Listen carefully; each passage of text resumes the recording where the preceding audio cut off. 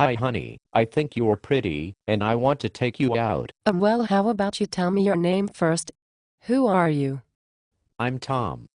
I have lots of money. Let me tell you about all of my successes and all of the things I have. I don't care. I have chosen you, so give me your phone number. Why do you act as if you own me? And why do you even think you like me? You don't know a thing about me. I want to touch your hair, and you are not fat. I want people to see me with you. I need to leave now. I am offended.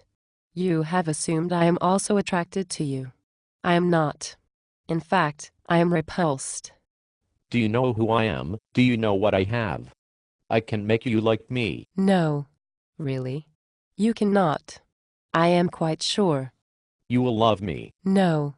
I won't. You'll see. No. Yes. No. You are making a big mistake. I know for certain I am not. I'm going to leave now.